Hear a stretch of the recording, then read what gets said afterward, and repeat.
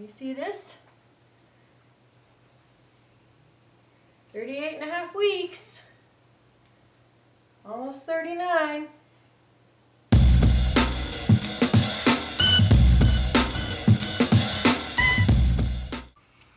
Hey everybody. I really wanted to make a video like this before we got married. I really wanted to make a video asking a ton of questions about what we thought marriage was going to be like, and then I thought it would be funny to watch it a year later on our first anniversary, but I never did that. I ran out of time and things got crazy before our wedding. I never did that, and so now I don't have that. About to have our first baby, our baby girl. This only happens once. You only have your first baby once ever. I just thought it'd be fun to make a little video to ask a bunch of questions.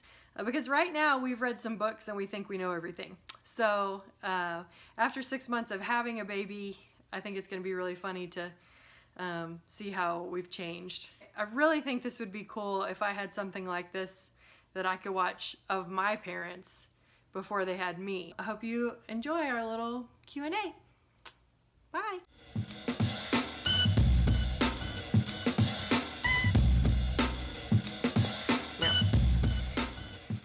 I hope I have enough stuff. Okay, so the question, first what you're going to do is you're going to hold it up like that so that I can edit it. Okay. And then you're going to read the question and then you're going to answer it. How long is too long?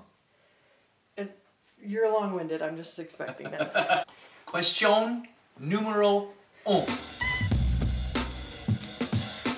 Well, we're not getting any younger. Now's the right time because I am 35. I'm almost 36 years old. But I feel like what Chris and I are doing now is preparing for the future. And so we're kind of on this plan to save money. I call it building the empire. I think our family is part of that, to a little piece in that. You know, we're not traveling. We're working. I have a steady job. Did a lot of our traveling already in our 20s. You know, we definitely still have a ton more places we want to go, and that's something we still want to do. And we're ready to have a baby. The labor and delivery, like there's no way that this baby's coming out that sounds fun to me or comfortable. I have to pray every day that fear won't rule my life, because I'm the kind of person that even gets gas when I go to the dentist. Can I have gas? Yes, thank you. Then what do we do after the baby comes out? Then we take her home. There's a whole mess of things that could happen then.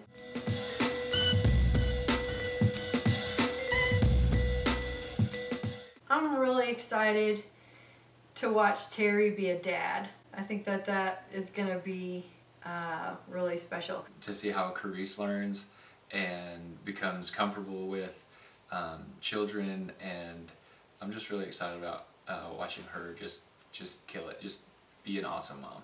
I'm really excited to see him cry, because he's only ever done that, you know, like 3 times in the 4 years I've known him. So I'm really excited because I just know it's gonna happen. So the other day in church, I kind of got emotional because one of our friends' daughters was worshiping in front of us, and she was no longer just her, she was our friend's daughter, and we're about to have a daughter. And so that our daughter would grow up into, you know, this great person and have their own interests and desires and memories and experiences and stuff. That's really exciting. See what she looks like. I'm really excited to watch her grow and watch her discover things.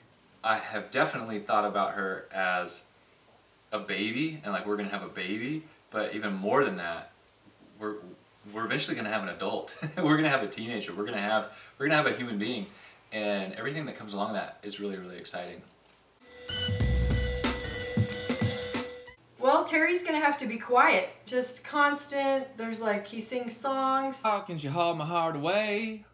And we still love to talk about the way we met that day. He blurts out things, even his sneeze is loud. When I said, hey pretty lady in the second row, she's an 8, she's a 9, she's a 10, I know. She got ruby red lips, blonde hair, blue eyes, and I'm about to bid my heart goodbye. The biggest adjustment. Our house is pretty quiet right now. I say that, but I sing a lot. Boo, boo, boo. I'm gonna put it in the comments. It's a really quiet house. It's gonna be an adjustment to not have free time, to not be able to just hop in my car whenever I want. I'm gonna have to remember to take a baby along and all that that entails. It's not gonna just be about me anymore. It's gonna be about her and us. So there's gonna be 3 of us to take care of. So this is a big question that a lot of people have been telling me ever since I was really young, that, you know, travel now, because as soon as you get married and have a baby, your life is over and you'll never be able to travel again. You won't be able to backpack around the world. You won't be able to get a sailboat and travel. It is going to impact our travel. It's not going to be as easy to just pick up and go. It really is, it's discouraging. It's discouraging and it's kind of sad. I'm not going to stop my life, and Terry and I are not going to stop our dreams or hobbies just because we have a baby. The other thing is, it's not true. When I was traveling in my early 20s, in my mid to early 20s, I met a lot of families that traveled internationally and traveled to some pretty hard spots, like grungy backpacker traveling, you know, with multiple kids. It's totally possible, and we have friends now that still travel with their kids. I am obsessed with the bucket list family, and they started traveling around the world when they had a 2-year-old and like a 6-month-old or something.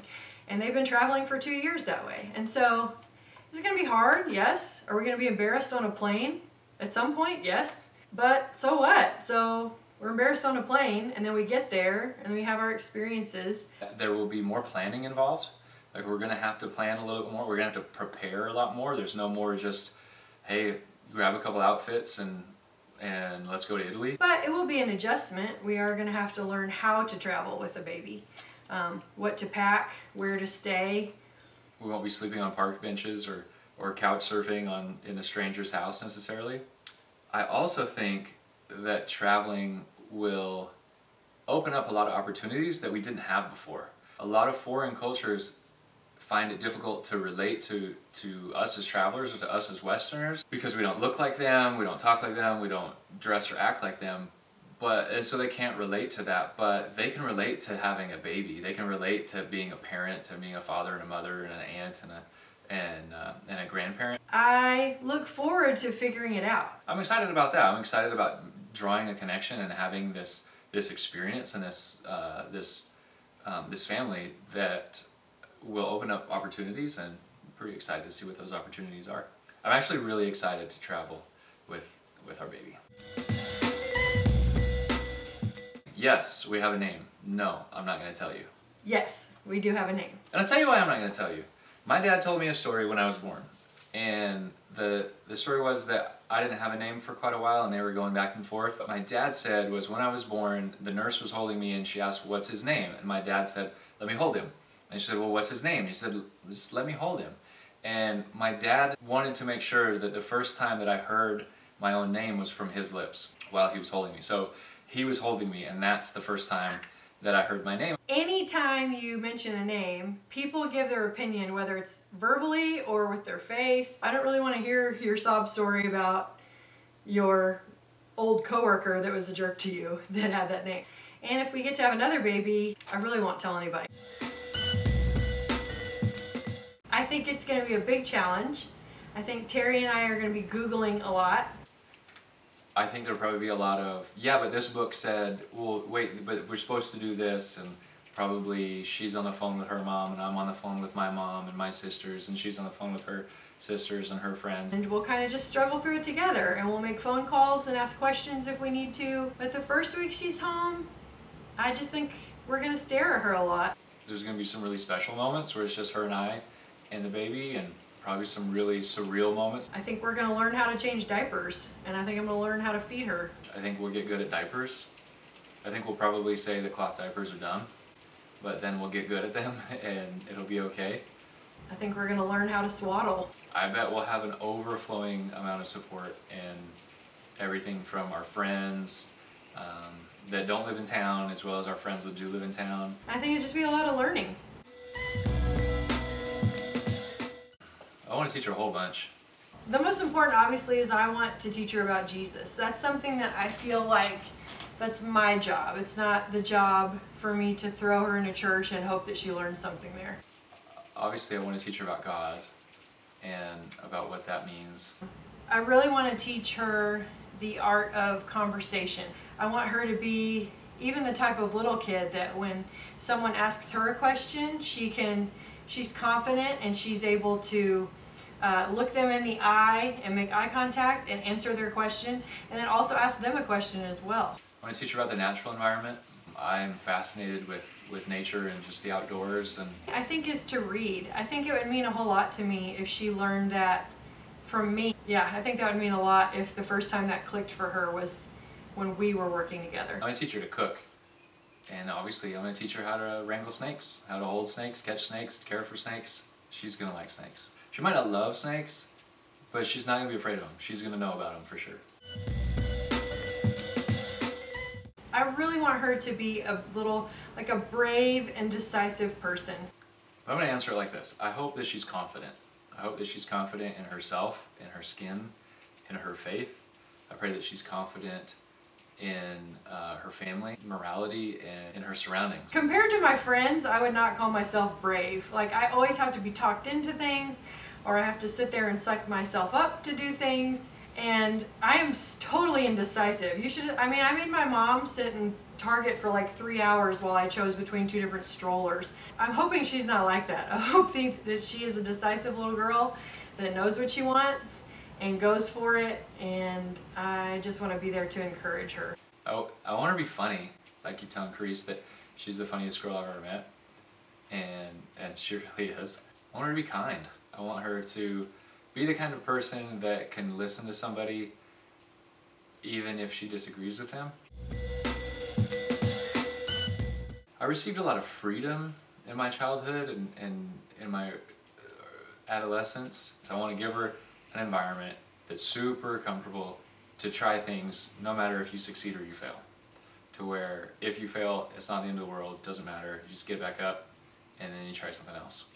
I feel like my parents were really supportive in just about everything that I did, and I want to give her that. The first thing that comes to my mind that I loved that my mom did with me was she read to me every night. Every night she would come in and she would read to me, and then we would say our prayers. I just remember, like, I have this vivid memory. I was probably older too, you know, probably like 4th grade or so, or maybe like 3rd grade or something. But I remember us laying in my bed in Louisville, and I remember her reading The Indian in the Cupboard to me. But she would do different voices for the different characters in the book.